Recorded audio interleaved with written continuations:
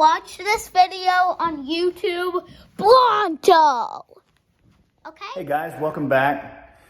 So progress is slow here, which the guy that owns the car, Tony, and I both have regular jobs and we work a ton of hours. So kind of an update on the 65 Mustang. We've got our Forge Line wheels ordered. We ordered a couple of these setup gauges so that we could place our tires in the right place and get our right measurements, because the total front suspension is all new in this car with that aluminum frame, that none of our old numbers were any good. And then in the back, like we showed in one of the other videos, we shortened the rear end, and that rear end is now out getting powder coated. So we should be getting that back and we can show kind of an assembly of that and an install. And hopefully when we get some tires and wheels in, we'll be able to put them on and they'll be in the right spot. So one of the other dilemmas, we're trying to get the engine ready to go to the second dyno session. We dynoed the engine with a Victor Jr. carburetor, or with a Victor Jr. intake manifold and like a 1052 carburetor. And the thing made like 717 horsepower at about 5,400 RPMs, which is way at the bottom of our RPM scale. So we got our fuel injection and everything on that engine, which we've showed pictures of that. But then one of the other problems that we had was our alternator pulley. Based on the ratio of the alternator pulley and the crank pulley, we were going to be spinning that thing at like 24,000 RPMs if we ran the thing out to like 9,000, 8,500.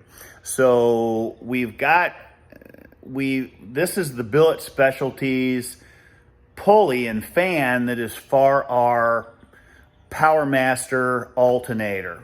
And what we had to do was change the ratio by changing the pulley size on our alternator pulley.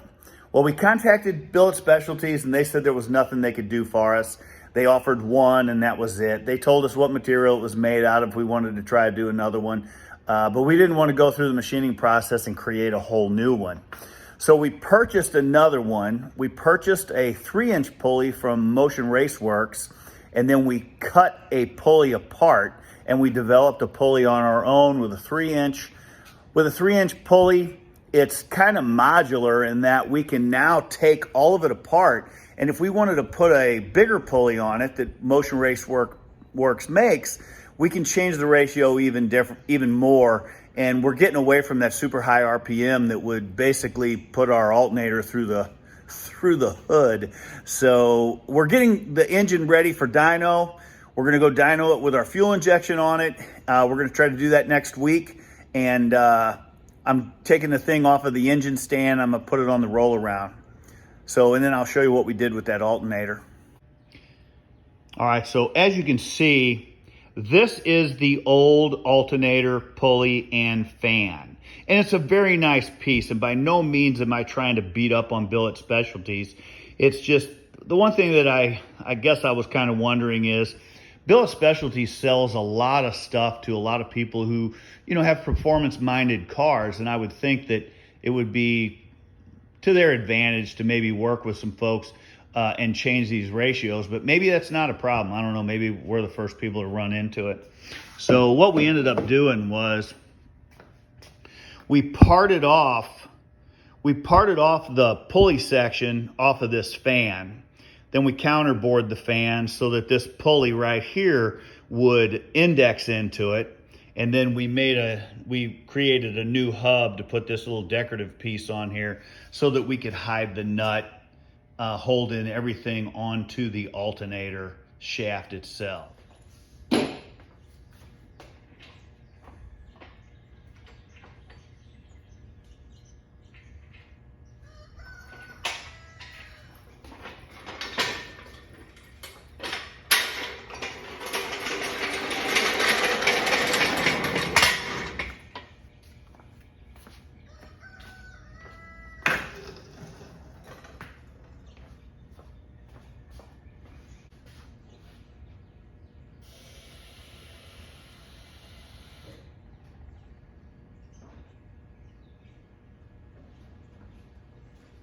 So when I first got these RCR roll around carts for the engines, they were great.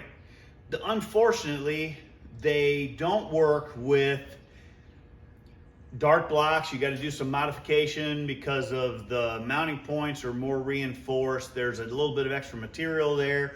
So we had to modify these really a lot. So this, with it having a motor plate on it, we had to change everything to mount it to one of these roll around carts. And as you can see, I had to do a lot of cutting on it. I had to make room for the oil line coming out of the oil pan. I had to make room for the oil pan itself. So I had to move some pieces. I ended up cutting this thing all apart and redoing it. But it's still a good cart. It's just that it wasn't actually made for our application. I'm using the fork truck rather than the engine hoist. So I bought this fork truck. This fork truck was in excellent shape. Low hours. It was a great fork truck. And it had about a 9,800 pound battery in it, which affects the counterweight, and it does affect what that fork truck can pick up. But I bought it super cheap because the battery was junk. The battery needed to be replaced, and in order to do that, it was going to be a lot of money. So the people opted to just get rid of the fork truck. So I bought the fork truck, and I looked on the internet, and everybody says, oh, you can't use car batteries. Well, I bought 3 12-volt truck batteries. I wired them to a 36-volt system, and then I got a golf cart charger. And we have to charge it. You can't use the thing for hours on end, but it works great with just these 3 truck batteries on it and our charging system. You can plug it straight into 110 and it charges them. You have to be really careful. If you wanted to pick up, this thing's capable of picking up like 5,000 pounds. If you wanted to do that, you would have to counterweight it with another 9,000 pounds of weight. But we don't pick anything up heavy like that. We usually pick up engines, maybe a car frame once in a while, some material off the truck, and it really works really good. So I recommend, if you can get yourself one of these electric fork trucks that has a bad battery, wire up the proper voltage, because they are different voltages. Like I say, this one's a 36, and you can do it with car batteries. You just can't use the thing like a high production shop wouldn't be able to use it because it doesn't have enough battery storage. But for me, just moving engines around and stuff like that, this thing's a dream, and I got it for next to nothing.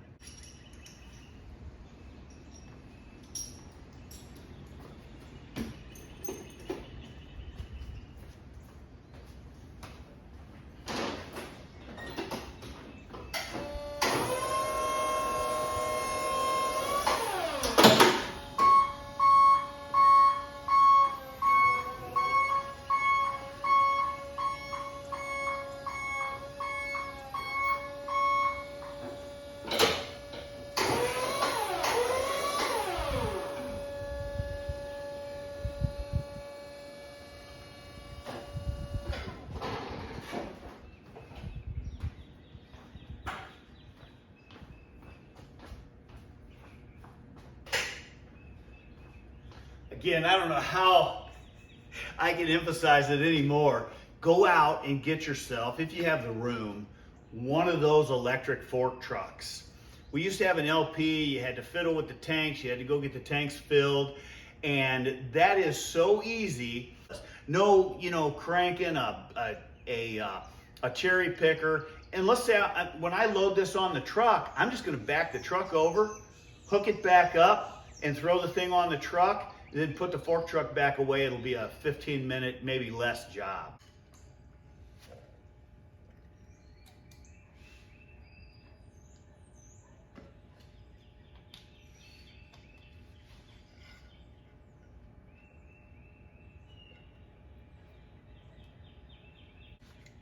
And if you don't have one and you do a lot of stuff with AN fittings, make sure you get you some AN wrenches. Adjustable, makes it easier.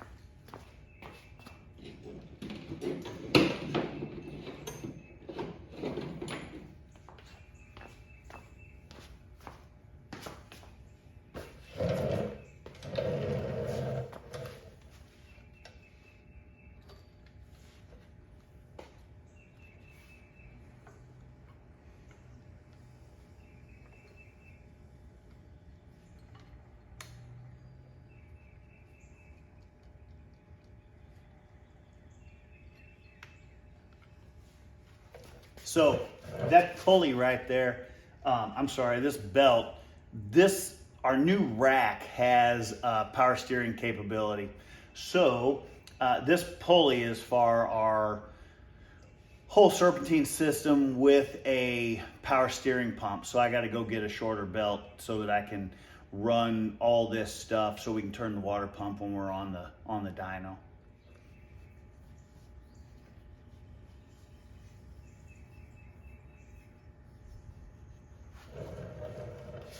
All right, so as I said earlier, we have switched from billet specialty stock pulley and fan and drilled hub for that little cover for the nut.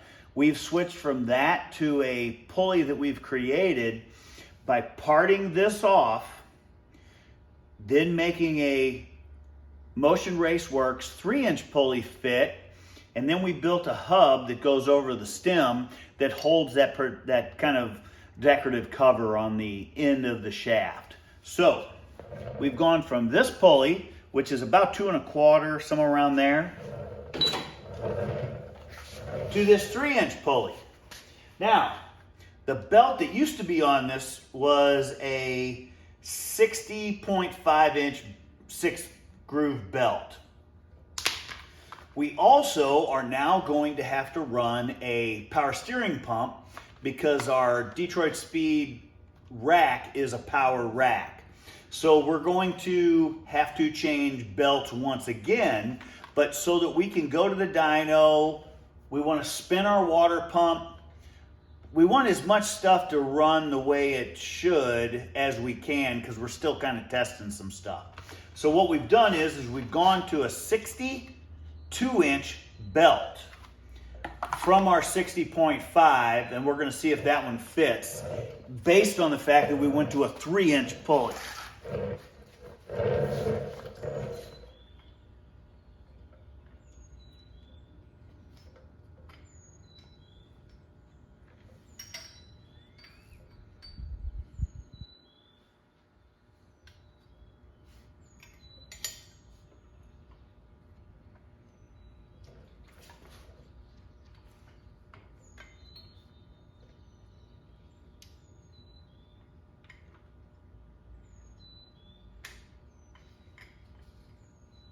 And I always have to remember how these run, because there's actually a couple different ways you can do it, but it'll spin your water pump the wrong way, so you got to make sure you put the thing on right.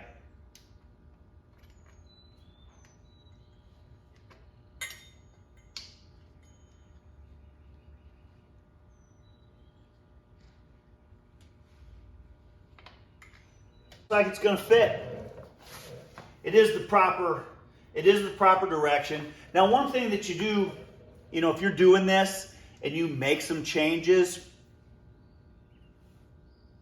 one of the things that you do want to be careful of, and we'll probably refine this a little bit more whenever we get the power rack, the power steering pump on it, is you want to make sure that you don't create too much belt tension. And I do realize that there is a tensioner here, and you want to make sure that that thing still has plenty of movement in it so that you don't create too much belt tension, and then you'll you can have a tendency to wear out the bearing in this. It's going to put undue stress on some of the components within the belt drive.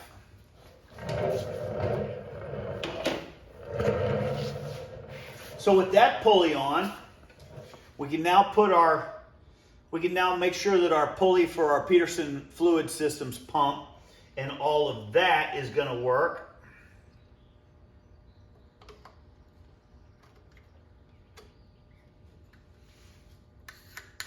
All of that goes into place real nice. So we're kind of set up here in the front. We've got our oil filter.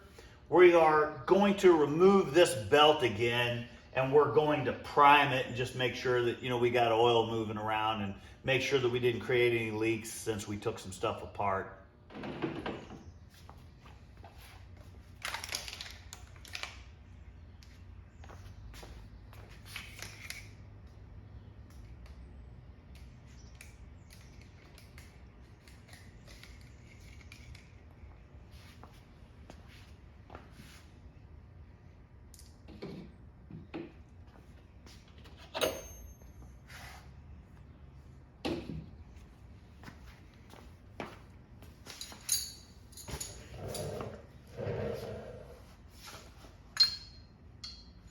So as I said earlier, we are going to dyno this motor, or this engine, with the management system that we ran prior on the other small block, and it is electromotive.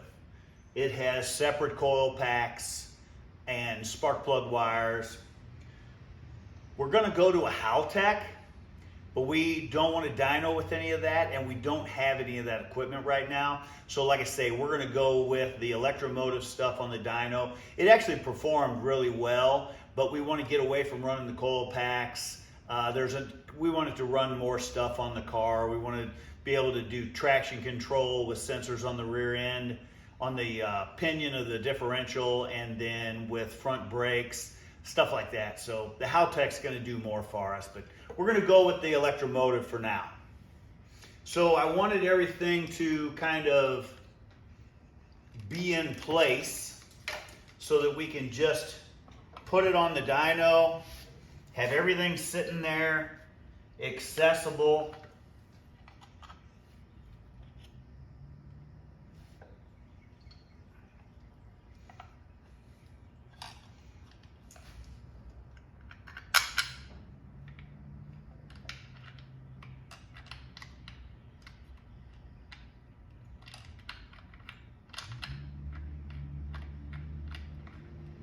So I just made some plates that I bent up. Again, I was talking about stuff that it's nice to have.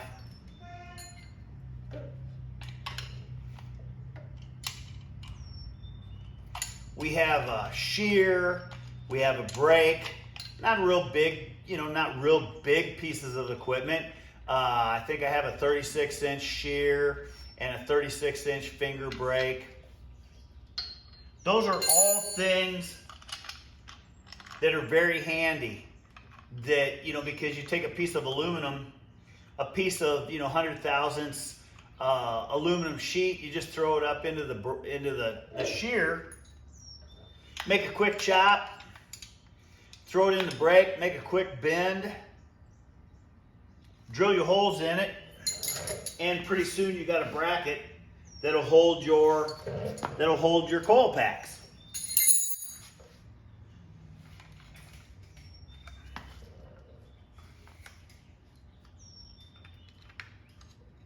And again, these things are not going to stay with the engine. They're kind of a one-time use deal. So it's real nice to not have a whole lot of time involved in something that you're only going to use once.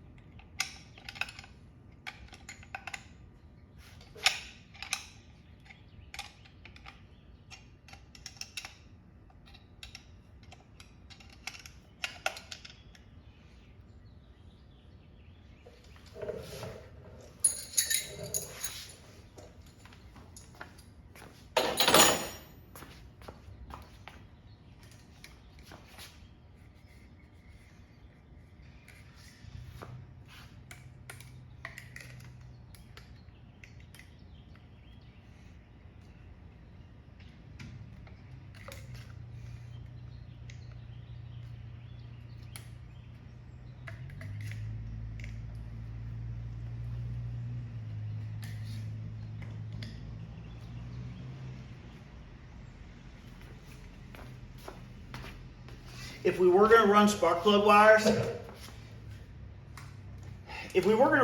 plug wires, these MSD adjustable spark plug wire holders for like a Hemi, these things are great. They come in black and in red. I think those are the only two colors. I'm not totally for sure. But like I say, they're adjustable. You can put them right down on the valve cover. They're kind of handy, MSD.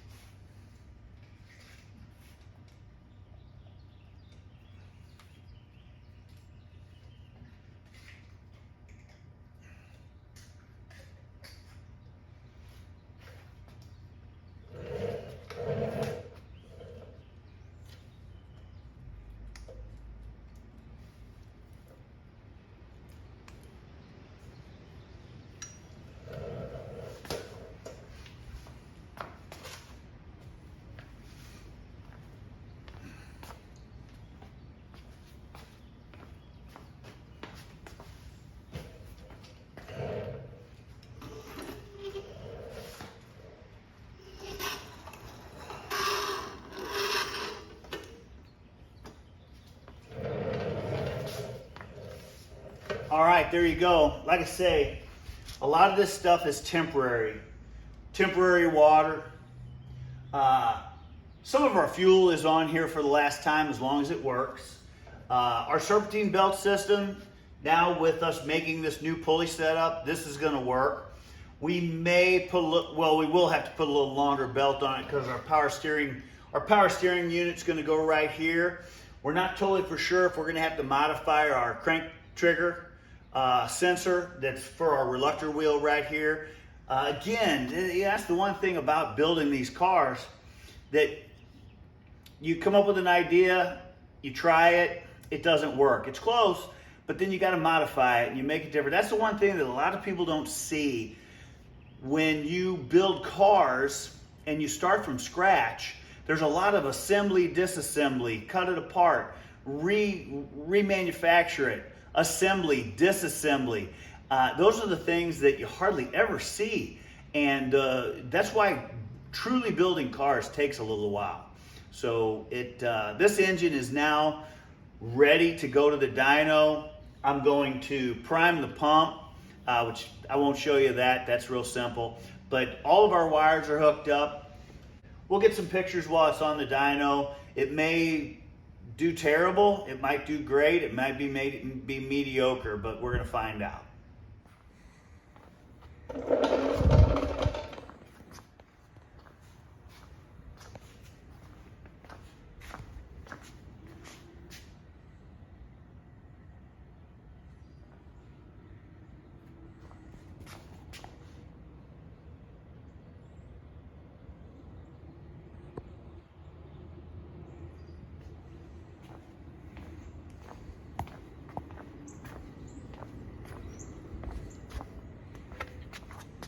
Old Sage, he's just relaxing. He's not been any help today.